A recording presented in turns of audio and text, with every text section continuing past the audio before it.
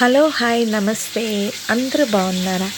ఆదివారం అంటే అందరికీ ఎంతో ప్రియమైనటువంటి రోజు. ఈరోజు చేపల మాంసమ రొయ్యల ఎదురు చూసేటటువంటి నాన్ వెజిటేరియన్ రోజు.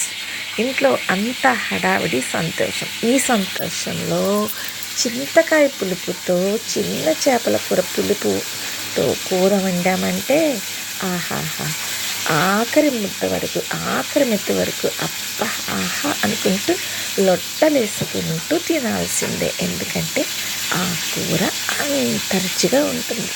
మరి ముఖ్యంగా కట్టె పరిగెల కూరలోకి చింతకాయ పులుసు వేసుకొని తింటే అబ్బా ఆ రుచి మరో లెవెల్లో ఉంటుంది అనమాట. సూపర్గా ఉంటుంది. ఇంకెందుకు ఆలస్యం, ట్రై చేద్దాం. మరి చేపల ముందు శుభ్రంగా కడిగేసి పక్కన పెట్టుకోవాలి. ఆ తర్వాత ఉల్లిపాయలు కోసుకోవాలి, పచ్చడిపాయలు కోసుకొని ఎక్కువ నూనె వేసుకోవాలండి. ఆ నూనె వేడెక్కిన తర్వాత ఉల్లిపాయలు పచ్చడిపాయలు చక్కగా మగబెట్టేసుకోవాలి. ఫుల్ మంట పెట్టేద్దంలో అవి మాడిపోతాయి. అలా కాదు, మీడియం మంటలో పెట్టి ఉల్లిపాయ టాప్ టు బాటం ఉడికేదాకా చక్కగా వేగించుకోవాలి. వేగిన తర్వాత కారం, అందులో అల్లం వెల్లుల్లి ముద్ద వేసి జీలకర్ర ముద్ద వేసి బాగా వేయించుకోవాలి. పచ్చి వాసన పోయిన వెంటనే దాంట్లోకి కారం, పసుపు, ఉప్పు వేసుకొని బాగా కలుపుకొని వాటర్ పోసుకోవాలి. వాటర్ మరుగుతూ ఉండగానే పక్కనే ఉడికించి పెట్టుకున్నటువంటి చింతకాయలు ఉన్నాయి చూసారు, వాటిని మెత్తగా పిసికి దాంట్లోంచి పులుసు తీసుకోవాలి.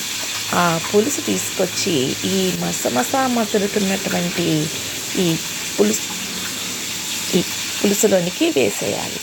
వేసేసి దీన్ని కూడా ఉడకనివ్వాలి. ఇప్పుడు మన చేపల కూర గ్రేవీ భలే గమ్మత్తుగా, కలర్ఫుల్గా భలే ఉడుకుతూ ఉంది. ఇలా ఉడుకుతున్నప్పుడే కడుపులో పేగులు అరిసేస్తూ ఉంటాయండి. ఇవి కట్టె పరిగెలు అన్నమాట. ఫ్రెష్గా ఉన్న కట్టె పరిగెలు గట్టిగా భలే ఉన్నాయండి చూడటానికి. భలే ఈ కట్టె పరిగెల్ని ఈ ఉడుకుతున్నటువంటి ఈ పులుసు బాగా దగ్గరగా ఉడకాలండి. బాగా ఉడకాలి. ఉడికిన తర్వాత ఈ కట్టె పరిగెల్ని ఒకటి అలా గిన్నెలోనికి చక్కగా సర్దేసుకోవాలన్నమాట. ఇలా సర్దేసుకొని చేపలన్నిటిని సర్దేసుకున్నాక కొంచెం కరివేపాకు కూడా వేసుకోవాలి దీంట్లోకి టేస్ట్ కోసం. ఒక్కసారి కూరని గిన్నెతో కదుపుకోవాలి. గరిటెతో కదిపేస్తే అలవాటు లేని వాళ్ళకి అనుకోండి చేపల కూరలాగా ఉండదు, అది చేపల కూర పప్పు చారు అయిపోతుంది. అందుకని ఇలా చక్కగా గరిటెతో కలిపేసుకోవాలండి. కలిపేసుకున్న తర్వాత మూత పెట్టి ఒక్క 2-3 నిమిషాలు ఉడికించామనుకోండి సరిపోద్ది. కూర ఎక్కువ ఉడకపోనివ్వకూడదు. ఎక్కువ ఉడికిపోయిందనుకోండి చేప ముక్కలు అయిపోద్ది. కేవలం నడుములు మాత్రమే మిగులుతుంది. మొత్తం చేపలో ఉన్న మాంసం అంతా పులుసులోకి వచ్చేస్తుంది అనమాట. అలా రాకుండా మనం జాగ్రత్తగా ఉడికించుకోవాలి. ఇంకేముందండి, నోరూరించే గుమగుమలాడే చింతకాయ పులుసు వేసి తయారు చేసినటువంటి ఈ కట్టెవరగల పులుసు రెడీ అయిపోయింది. ఇంకా ఎవరైనా అగ్గలరా అండి? ఏమీ అవసరం లేదండి. వేడి అన్నంలోనికి ఈ చేపల కూర పులుసు వేసి తింటే చాలండి. చేపల తర్వాత తినచ్చు.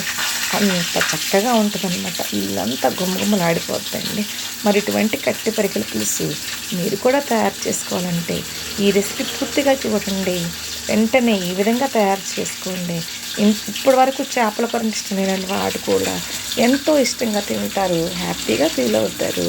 కాబట్టి మరి ఈ రెసిపీని చూసి మరి మీరు నచ్చిందనుకుంటే ఒక లైక్ చేయండి, ఒక కామెంట్ చేయండి. ముందుగా సబ్స్క్రైబ్ చేసుకోండి. మీ ఫ్రెండ్స్కి కూడా చెప్పి మరి నా ఛానల్ని చూడమని చెప్పండి. మరి ముఖ్యంగా చూసిన మీ అందరికీ థ్యాంక్స్ అండి. నా ఛానల్ని మీరందరూ కూడా ముందుకి ప్రమోట్ చేయాలని కోరుకుంటున్నాను. చూడండి ఎంత చక్కగా ఉందో గ్రేవీతో పాటు. ఇది చేప తలకాయ. ఈ తలకాయ ముందు పెట్టాను. ఈ హెడ్ లవర్స్ కూడా చాలామంది ఉన్నారండి. మా ఇంట్లో ముందు తలకాయలు వేసి తినేస్తారు చేపల కూరలోంచి. అందుకని ముందే మీకు హెడ్ వేసి చూపిస్తున్నాను అన్నమాట. కాబట్టి మరి ఈ విధంగా చేపల కూర వండారంటే ఎంతటి వాళ్ళైనా ఇస్తారు. అస్సలు మాట రాదండి నోట్ల నుంచి. చక్కగా తింటారనమాట.